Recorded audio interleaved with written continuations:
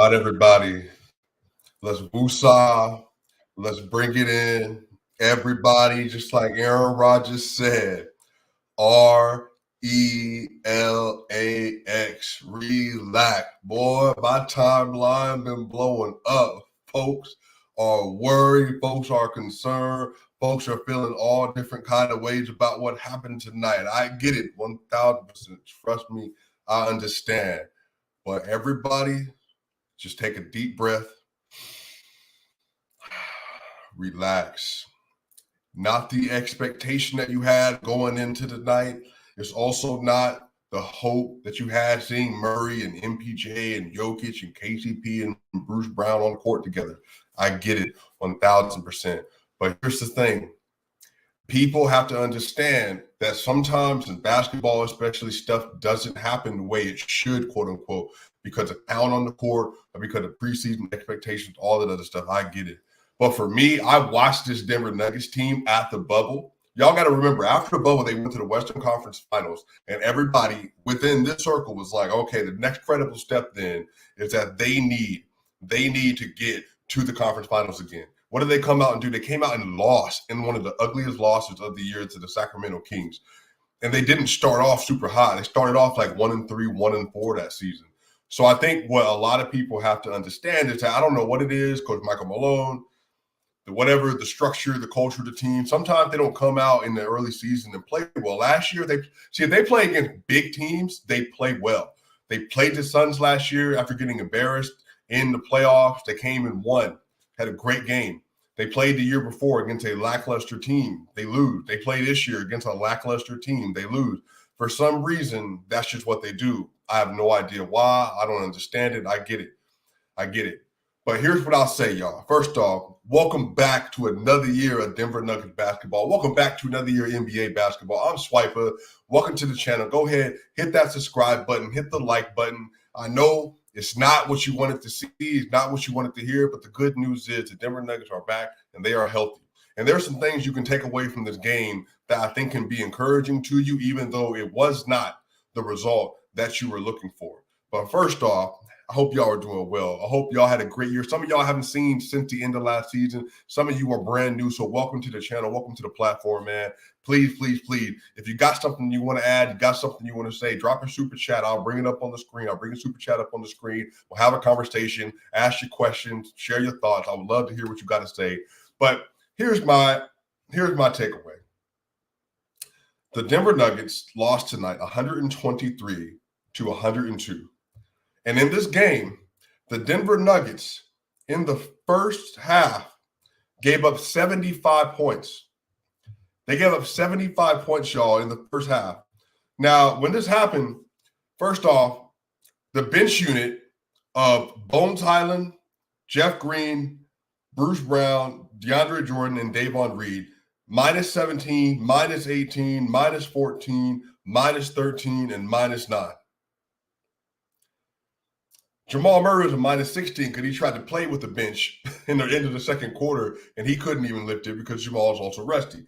But the starters were -4, -5, -8, and -8. And tonight, the Denver Nuggets, the starters finished a +1 in Michael Porter Jr., a +3 in Kentavious Caldwell-Pope, -5 Nikola Jokić, a -7 in Aaron Gordon, and then a -19. Now, here's the thing. The Nuggets got it all the way down from a 22-point first half deficit to essentially they were down 8 points and they were rallying with about 5.5 minutes left. But back-to-back three-pointers, like some defensive switches that weren't communicated well. Jokić got left on an island. And then from there they hit a couple step-back three-pointers. And then the game was just kind of virtually like kind of setting over after that.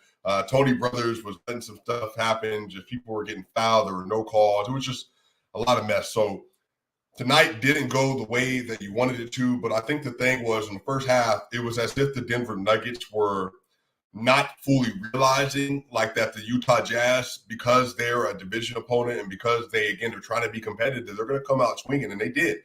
They came out swinging. Lauri Markkanen, NBA player. Colin Sexton, NBA player. Mike Conley, NBA player. Jared Vanderbilt was outworking and out-hustling the Denver Nuggets. He out-rebounded the Denver Nuggets 12-11 in the first half by himself, the first half. The Denver Nuggets did not rebound well today. They were not They did not rebound well today. They just, for some reason, weren't attacking the glass, especially in the first half. But the good thing is that as I saw in the first half, that they were down 22. They weren't making the right decisions. They were making sloppy passes. They just were not completely locked in. They weren't hustling to the ball. There were a lot of things they weren't doing well. But then in the second half, they actually made a really, really, really significant drive towards trying to shut the Utah offense down and uptick their own offense. And it worked for a while. The Denver Nuggets at one point had only given up basically through the midway of the fourth quarter, 28 second half points. So they started putting on the gas. The problem is that Utah had too much confidence carrying over from the first half because of the shooting that they had. In the first quarter, they shot 6 of 11 from the three-point line. The Nuggets were like 1 of 7. Their shooters were not available today. They just simply did not show up. The shooters shot bad tonight. Michael Porter Jr., outside of Michael Porter Jr., because it's Michael Porter. Michael Porter Jr. had 15 points, 7 rebounds, and 1 assist on 5 of 10 shooting and 2 of 4 from 3 and 3 of 4 from the free throw line with 1 steal. And again, he was a +1 tonight. I think Michael Porter Jr. played really well today. Michael Porter Jr. was not the problem. He had 4 turnovers tonight, but some of that, again, was just like ball handling stuff, transition stuff. But Michael Porter Jr. was trying to make plays. And also Michael Porter Jr. is playing within the offense. There at no point in time did I feel like Porter tonight was off on an island trying to do his own thing. It never felt like that. Porter was contributing. Porter was hustling to the ball. Porter was diving on the ground. He was collapsing on the glass. In the second half especially, he was really big and hit some key shots for them. And so Michael Porter Jr. looks good, looks healthy. He actually drove, got like contested at the rim, fell on his back. And I think as everyone else, that when Porter gets in those situations, I want to see how he falls on his back. And I want to see how he gets up and how he responds, how he drives to the rim. And he got hacked going to the rack today, and he acted as if nothing happened, as if nothing was wrong. So Porter seemingly is in a good, healthy place. Porter, it looks like he is confident in himself. So if anything, like I said, anything I saw from Porter that wasn't great, I'm going to attribute it to rust. Because this is 3 straight games from 2 games in the preseason to now where he is locked in with what the offense is doing. Now, it doesn't mean he did everything perfectly, but he was doing what he felt like he could do within the offense, and he was able to do a lot, and they started playing him after a while. So really shout out to Michael Porter Jr. He played a really good game today.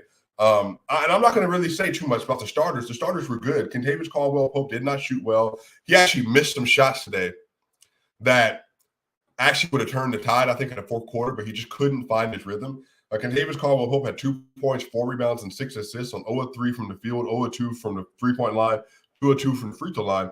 But he had 1 block and 2 steals, and he was a +3 in a game the Denver Nuggets just lost by 21 points. He was all over the place defensively.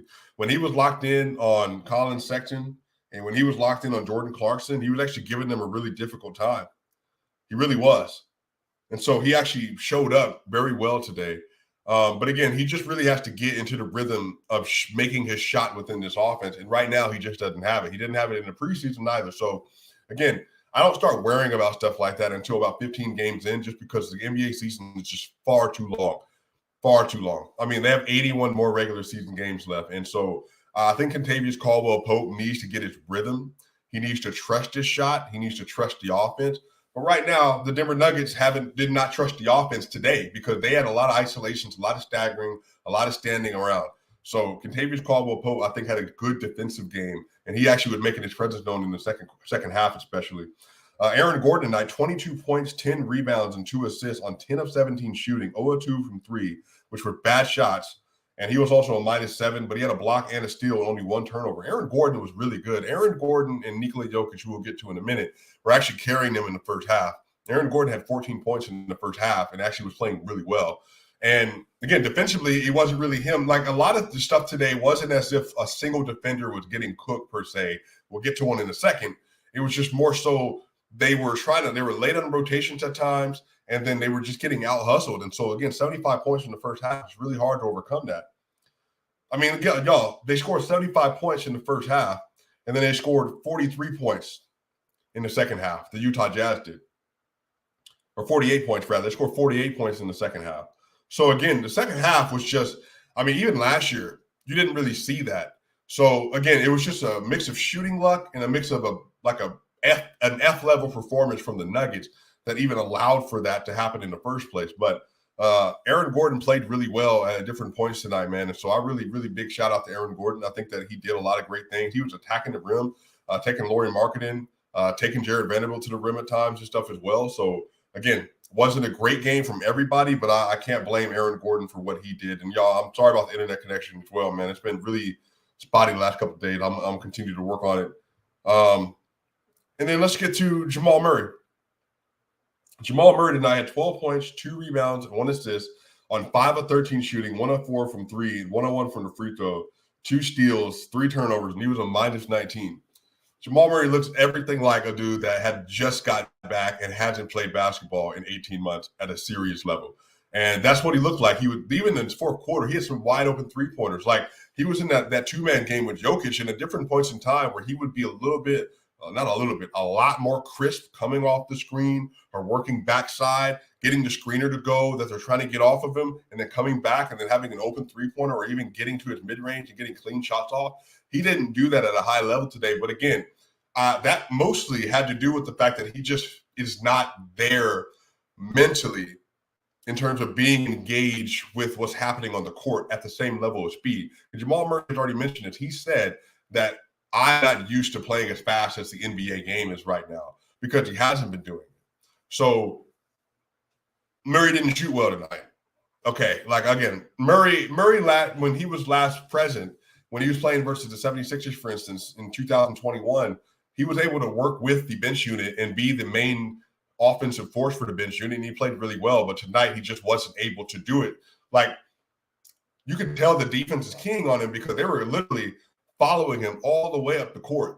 Literally from all the way from 94 feet, they were guarding him, Colin Sexton or Mike Conley or whoever. And so he's getting ingratiated back into NBA speed really, really quickly. And so I don't know how long it's going to take for him to get more comfortable. You know, I would say probably at least 10 games, I would say, for him to get like used to the speed, but then even longer in terms of getting fully acclimated with his body and being the Jamal Murray all-star level player that we were used to seeing. So I was encouraged because he actually turned his ankle today and asked out.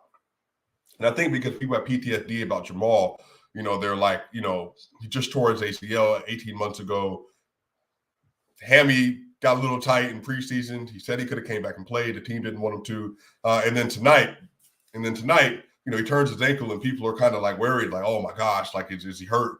But no, he was fine. It's just regular basketball stuff. You know, I think the thing with Murray was getting nicked up anyway before he tore his ACL. So he's always been like that. Like, he's always been a player to get nicked up a little bit, but he always plays through things. And, you know, he hadn't had a serious injury like that, obviously, until that point. So I am encouraged by the fact that Murray was able to get to the whole game. And Murray tonight played 26 minutes. First game back, Jamal Murray plays 26 minutes. That's hilarious. But that's about what you can expect, though. So I think that as Murray gets more used to it, when we get ready for the OKC game, then you get ready for the Warriors game, I think he can play more and more minutes. But just right now, he's still trying to get fully used to it. So shout out to Jamal, man. I'm glad to see him back on the court. That was what I was most happy to see, just to see him running around and healthy tonight. And then let's get to the MVP. Nikola Jokić tonight, 27 points, 4 rebounds, 6 assists on 12 of 17 shooting, 1 of 3 from 3, 2 of 2 from the free throw line with 3 steals, 3 turnovers, and a -5 tonight. Nikola Jokić was the best player on the court tonight.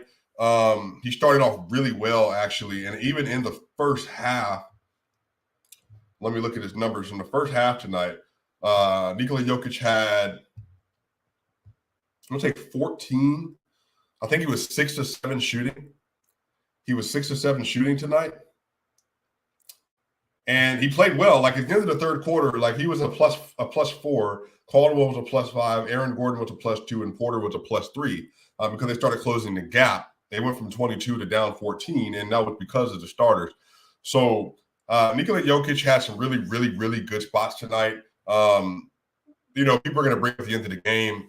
Again, I think he did. He got mixed up a little bit on some one-on-ones on back-to-back 3-pointers like Malik Beasley. Colin Sexton had one as well. The Colin Sexton ended up taking him to the basket off the dribble. So, you know, again, yeah, he got caught in a situation where there wasn't great communication with the guards, and then he got taken to the rack. And so obviously folks were like tripping about it and saying like, oh, whoa, like, you know, he's getting cooked, all this other stuff. And yeah, I mean, again, he didn't have great defensive possession, but he actually had good defensive possession for the majority of the game. The problem was that it actually wasn't. So it wasn't as if like Utah was just like collapsing at the rim. They were getting second chance points, and then they were also making a lot of 3-pointers as well. So there was a mix of reasons why the 75 points happened in the first. But he was attacking. He was taking advantage of Lauri Markkanen. He got him in foul trouble, got Vanderbilt fouled out the game basically, got Kelly Olynyk in foul trouble. He was abusing them the entire game. But again, it just came down to the fact that the team, they just could not get stops in the second half when they needed to. And Jeff Green failed to give Jokić the ball. Oh, man, Jamal Murray missed him in a transition. I mean, when they were down 8, maybe down 9, there were 2 back-to-back possessions that were easy buckets for Jokić that had they just gave him the ball, he would have made them, and then they would have been down 5. And then again, once you start getting down 4 and 5 after being up 22, that's when you start getting a little nervous about maintaining that kind of lead. But then you keep getting up 8, and then they kept getting to the foul line in the fourth quarter as well because the Nuggets kept fouling on shots, and some bad calls, some good calls. But you know, I think that he played well today. You know, he looked every bit of the MVP. Now it's just going to be about everyone else getting in line with what they're supposed to be doing. Because that was the thing. Everybody else is trying to figure out how to play.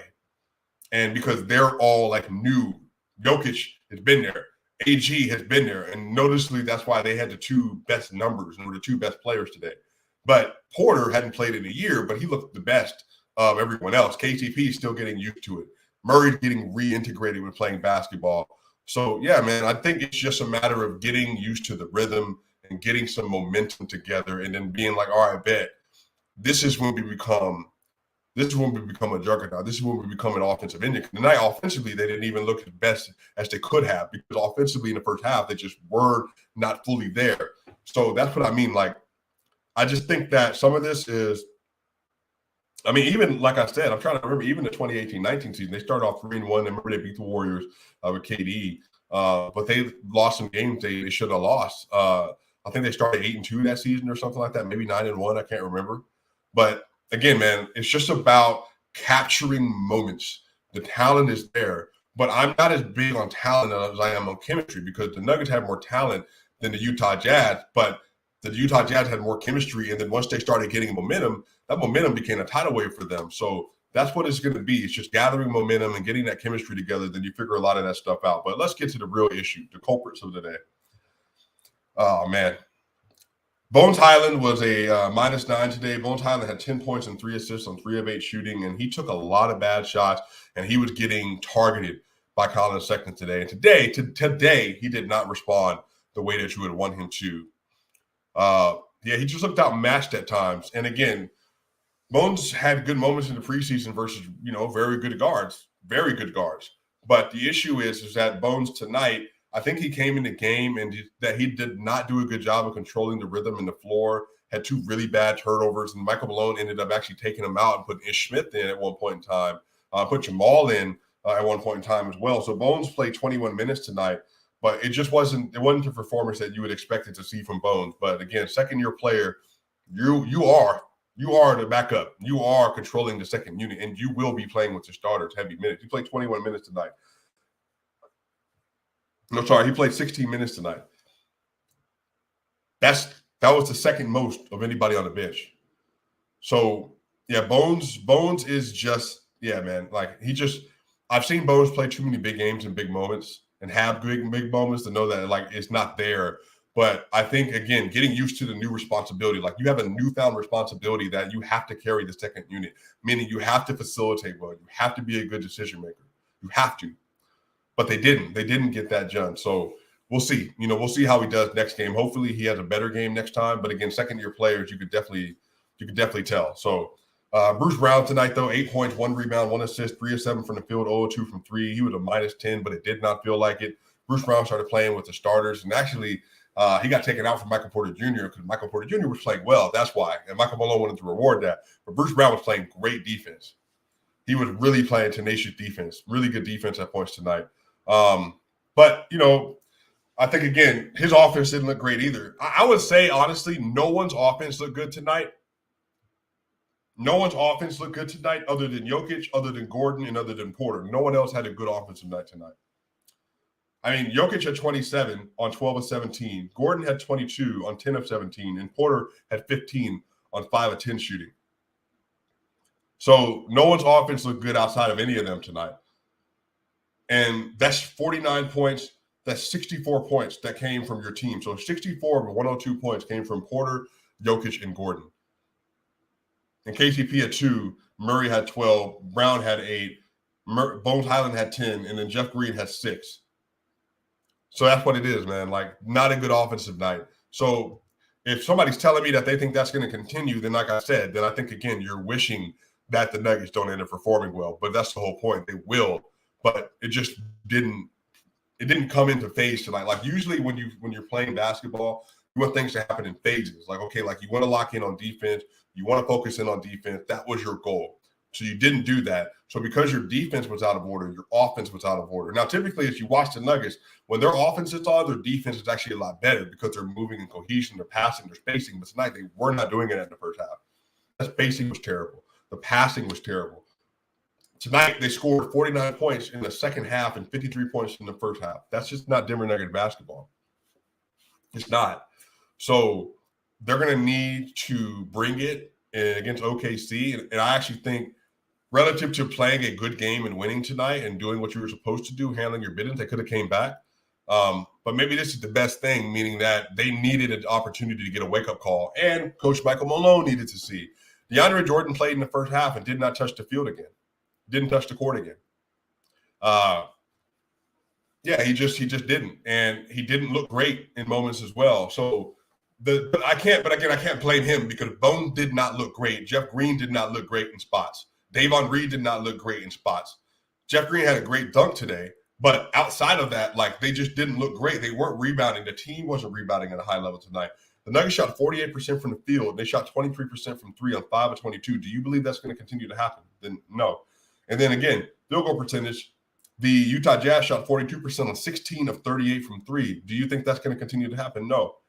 And then they shot 51% from the field. So they got outshot in the field, outshot in the three-point line. And then they were 17 of 18 from the free throw line for 94%, but the Jazz were 23 of 31. They got outshot across the board. The Jazz had 31 free throws to their 18. They had 13 more free throws. The Nuggets had 21 turnovers. I think they gave up 32 points off turnovers. The Nuggets only had 21 assists, the second highest assist percentage in the NBA behind the Warriors. They only had 21 assists tonight. The Jazz had 27. The Nuggets only had 35 rebounders with the player who averaged 14 rebounds last year and Porter who averaged 7. They didn't get it done. They had 3 blocks tonight. They had 10 steals, 23 personal fouls. That's the story of the game right there. You were outshot from the field, from the three-point line, and from the free throw line. That's how you lose. So it wasn't the performance you wanted to see, but I'm honestly, like, again, it's frustrating because you want to see them dominate out the gate, but they didn't. That's what matters. That's what happens. But, yeah, man. And then from Katie Wingy, Coach Malone on Jamal Murray tonight. Jamal Murray played exactly as expected. And it looks like he said, be careful with your criticism. 1,000%. No one should be criticizing Jamal Murray. No one. There's 4 players tonight that I don't think – I would say if you want to blame Jokić for getting lost on an island in 2 3-pointers in the layup, sure. But you can't blame AG tonight. You can't blame Porter tonight because Porter did everything you wanted him to do. You can't even think of defensive moments today where Porter was just getting beat because he wasn't. Like, Lauri Markkanen was trying to take him and ISO him, and he just literally held his own. Murray was coming off an ACL and just getting used to everything. So that's what I mean. Like, I can't blame them for what happened. Now, will they play better? Will they shoot better? Yes. Obviously, they'll shoot better. Obviously, they'll perform better on offense. But like I said, the issue is that they're in a situation where their bench is going to have to figure it out very quickly. Very quickly. And very quickly because this team has expectations. You know, that's what it is. Like, okay, so if you can't play DeAndre Jordan, then you need to play Zeke. And if you can't trust Zeke to be the backup 5, then you need to get a backup 5. And then if you got to have Bones, he's going to play. If you need to trust better defense, hey, take out Davon Reed. Bones Highland, Bruce Brown, Christian Brown, who came in, had a good defensive possession today, got fouled, but it was really good defense. Jeff Green, and if you don't need Jeff Green, go find somebody. Like I'm saying, at this point in time, it's not about hoping people figure it out. Like, they're aiming to win a championship this year. So Bones Highland is locked. Bruce Brown locked. Who else is coming to the party? If it needs to be Christian Brown and or Peyton Watson, that's what you got to do. That's what you got to do. So I expect way better from the Denver Nuggets. They play against the Golden State Warriors on Friday. That game, I think it's going to be on ESPN as well. Let me check. I think that game is going to be on ESPN at 10 p.m. Eastern, 7 p.m. West, California time. So make sure y'all locked in, man. Again, it wasn't what you wanted to see, but for sure. So we got a super chat. By the way, y'all, drop some super chat this year, man, if you want to get up here. We got it from Beach 46. Malone put Joker back in too late. It was nice to see Murray in the fourth. Do you think Murray will play in the home opener? Yeah, I mean, he put him back in with like 8:30 left. So, like, it might have been a little late, but, he played 33 minutes. So it's not like he played heavy minutes today. So maybe he could have put him back in at 10. But, yeah, you're right. Maybe he could have put him back in at 10. And then, yeah, it was nice to see Murray in the fourth. He played 26 minutes tonight. Do I think Murray will play in the home opener? I think you're going to have to drag Jamal Murray off the court. If Jamal Murray's healthy, then I don't see a situation where he plays against the Warriors on Friday and then doesn't come home to play a home opener versus OKC. So, yeah, man, we'll have to see y'all. But, look, man, I know it's frustrating. It's not what you wanted to see. It's definitely not the result that you were looking for. Right back on Friday. I think that they're going to be okay. I know they're going to be okay. It's just going to be about gathering momentum. It's going to be about continuing to get chemistry. They will get better. They'll figure it out, y'all. Try not to trip, y'all. Hey, swipe again. Hit the subscribe button. Hit the like button. Share the video. Tell your friends, y'all. Hey, you know what time it is, y'all. We will be back, and I will see y'all soon.